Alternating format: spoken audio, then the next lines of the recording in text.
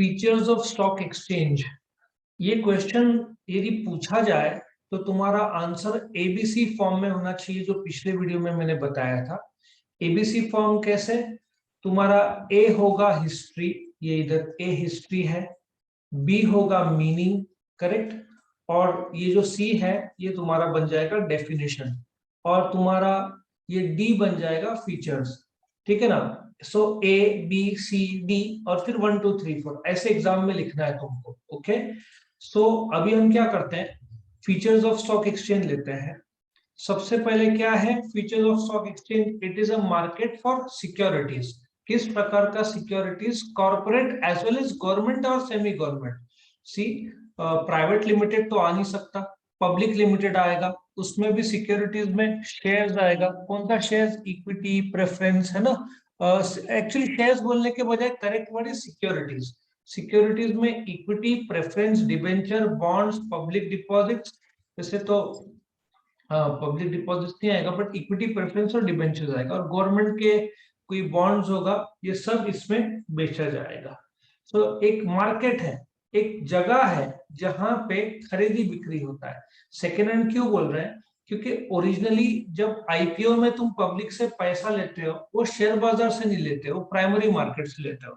अभी तक shares listed नहीं है, इसका मतलब जैसे जोमेटो का शेयर्स लिस्टेड नहीं था, सो जैसे ही उन लोगों ने पब्लिक में आईपीओ लाया, सो वो फर्स्ट हैंड सिक्योरिटी था। फर्स्ट हैंड सिक्योरिटी शेयर बाजार में ट्रेड नहीं होता। फिर जब बाजार से पैसा आया इसको, जोमेटो को, उसके बाद वो सिक्योरिटी लिस्ट किया स्टॉक एक्सचेंज में। लिस्ट किया मतलब खरीदी बिक्री शुरू किया। तो देखा जाए तो सेकेंड हैंड हुआ, क्योंकि तुम किसी और ने कार खरीदा, अब तुम उससे खरीद रहे हो, तो कंपनी ने आईपीओ से पैसा लिया, अब उसका खरीदी बिक्री शेयर बाजार में हो रहा है। सो ओरिजिनली आईपीओ था, उसके बाद शेयर बाजार में वापस खरीदी बिक्री हुआ, सो देखा जाए हो रहा है, तो सेकेंड हैंड सिक्योरिटीज बोलते हैं। Actually second hand third hand बोलने के बजाय शेयर उतने ही हैं, सिर्फ ये है कि अभी कंपनी का रोल खत्म हो जाता है, वो अभी शेयर बाजार में खरीदी बिक्री होता है। लिस्टेड किसको बोलते हैं? जैसे मैंने बताया था, जोमेटो जब बाजार में शेयर्स लाता है वाया आईपीओ, ठीक है, उसका मैं एक एग्जांपल देता हूं। तो जोमेटो का एग्जांपल तुम्हारे सामने मैं दे रहा हूं। जब उन्होंने शेयर बाजार में लाया जुलाई 14 को, ठीक है, और ये आईपीओ प्राइमरी मार्केट में होता है, ये जो है जुलाई 3 दिन के लिए इशू ओपन था। उसके बाद उन्होंने जुलाई 14 से 16 के बाद जिस तारीख से जोमेटो के शेयर बाजार में खरीदी बिक्री शुरू हुए, वो ये तारीख था जुलाई 23। तो ये प्राइमरी मार्केट में आईपीओ आया। ये सेकेंडरी मार्केट मतलब शेयर बाजार में उसका खरीदी बिक्री शुरू हुआ। तो लिस्टिंग मतलब इस तारीख से, जुलाई 23 से जोमेटो के शेयर बाजार में खरीदी बिक्री शुरू हुए, और ये जो तारीख है यहाँ पे इशू किया जोमेटो के शेयर बाजार में, और बाजार मतलब पब्लिक के लिए आईपीओ। और फिर ये आईपीओ सेकेंड हैंड शेयर्स, क्योंकि ऑलरेडी कंपनी को पैसा मिल चुका था जुलाई 16 को, और फिर वो सारे शेयर्स लिस्ट हुए जुलाई 23 से, ठीक है। सो इस प्रकार से तुमको समझना होगा लिस्टिंग। लिस्टिंग मतलब शेयर बाजार में खरीदी बिक्री शुरू होना, जिसको ट्रेड बोलते हैं, ट्रेडिंग शुरू होना। और फिर जैसे ट्रेडिंग शुरू हुआ, इसका मतलब कंपनी को शेयर बाजार के कायदे मानने पड़ते हैं। जो कायदा बोलता है कि हर 3 महीने में जो प्रॉफिट लॉस उसको बताना पड़ेगा कंपनी को, शेयर बाजार को 3 महीने का, है ना। तो शेयर बाजार के कायदे मानने पड़ेंगे सारे कंपनी।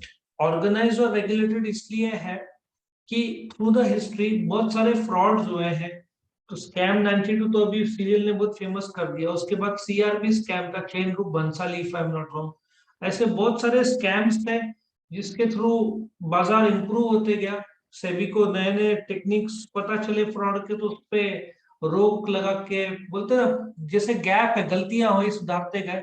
तो it's now a highly regulated market, कोई भी किसी के साथ मस्ती नहीं कर सकता, कोई भी किसी के पैसे ऐसे भी यूज नहीं कर सकता। तो इट इज हाईली ऑर्गेनाइज्ड और regulated market. Next is specific location. Bombay stock exchange और नेशनल स्टॉक एक्सचेंज इंडिया के दोनों मुंबई में है, इसलिए इंडिया को फाइनेंशियल कैपिटल बोला जाता है। बीएसई दलाल स्ट्रीट में है, NSC BKC Bandra Kurla complex में है।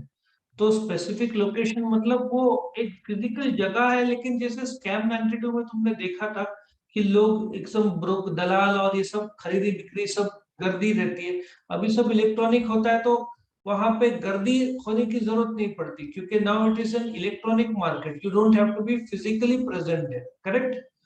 तो स्पेसिफिक लोकेशन नाउ जो है वो बॉम्बे स्टॉक एक्सचेंज है, लेकिन नाउ इलेक्ट्रॉनिकली खरीदी बेचे जाते हैं। और जैसे कि तुमको अकाउंट ओपन करना है तो तुम बीएसई में अकाउंट नहीं ओपन कर सकते, तुमको ब्रोकर के पास अकाउंट ओपन करना पड़ता है जो बीएसई एनएसई में मेंबर है। सो मेंबर्स कौन है, जिसको डीपी बोलेंगे, डिपॉजिटरी पार्टिसिपेंट या ब्रोकर बोलेंगे।